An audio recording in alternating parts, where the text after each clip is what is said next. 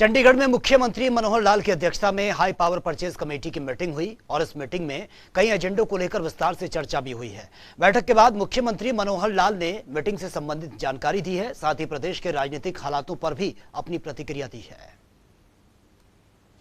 हरियाणा के मुख्यमंत्री मनोहर लाल की अध्यक्षता में चंडीगढ़ में हाई पावर परचेज कमेटी की मीटिंग हुई। इस मीटिंग में कैबिनेट मंत्री मूलचंद शर्मा और राज्य मंत्री अनूप धानक समेत कई पदाधिकारी मौजूद रहे।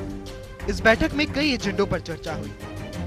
इस मीटिंग के बाद हरियाणा के मुख्यमंत्री मनोहर लाल ने पत्रकारों को जानकारी देते हुए कहा कि पिछले दिनों बिजली की जो समस्या आई थी, ऐसी समस्या आगे न आए, इसके लिए हाई पावर परचेज कमेटी की विशेष मीटिंग बुलाई गई, ताकि आने वाले समय में कोयले की कमी ना हो और व्यवस्था भी ठीक चल सके। सीएम मनोहर लाल ने कहा कि मीटिंग में सरकार ने एक कंपनी से 9 लाख मीट्रिक टन कोयला खरीदा है, जो कि 16,750 रुपए प्रति मीट्रिक टन के हिसाब से खरीद की है।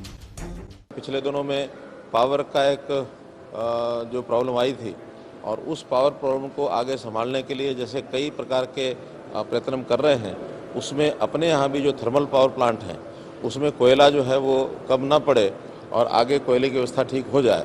क्योंकि जो कोल इंडिया लिमिटेड जो है उन्होंने थोड़ा एक चिंता जाहिर की है कि उनके यहाँ कोल का स्टॉक कम है। केंद्र सरकार ने भी कहा कि 20% तक जो इम्पोर्टेड कोल है वो आप लोगों को उपयोग करना पड़ेगा। तो उस नाते से आज कोयले का एक टेंडर हमने निकाला था, 9 लाख मीट्रिक टन कोयला वो आज खरीदा हमने। 16,750 रुपया प्रति मीट्रिक टन ये उसका रेट नेगोशिएट करके और फाइनल किया है। सीएम ने कहा कि भविष्य में बिजली की समस्या ना हो, इसके लिए हरियाणा सरकार लगातार कोशिश कर रही है। इसके साथ ही सीएम मनोहर लाल ने कहा कि पंजाब और हरियाणा विधानसभा एक होने के कारण भवन छोटा पड़ता है, लिहाजा नया भवन बनाने के लिए चंडीगढ़ प्रशासन ने 10 एकड़ जमीन ऑफर की है, जिसका भी नेगोशिएशन करेंगे। ऐसा फाइनलाइजेशन नहीं है, ये हमने बहुत पहले एक पत्र लिखा था जो हमारे एडमिनिस्ट्रेटर चंडीगढ़ हैं उनको भी और केंद्र सरकार को भी मैंने कहा था, क्योंकि दोनों प्रदेशों की जो विधानसभा के लिए भवन है वो छोटा पड़ता है और इसको आगे आने वाले समय में एक बड़े भवन की व्यवस्था कराई जाए। उसमें से पंजाब के हरियाणा को अलग एक अपना विधानसभा का भवन बनाने के लिए चंडीगढ़ एडमिनिस्ट्रेशन ने 10 एकड़ जमीन इसके ऑफर की है। हरियाणा में राज्यसभा चुनाव को लेकर चल रही घमासान को लेकर भी मुख्यमंत्री ने अपनी प्रतिक्रिया दी।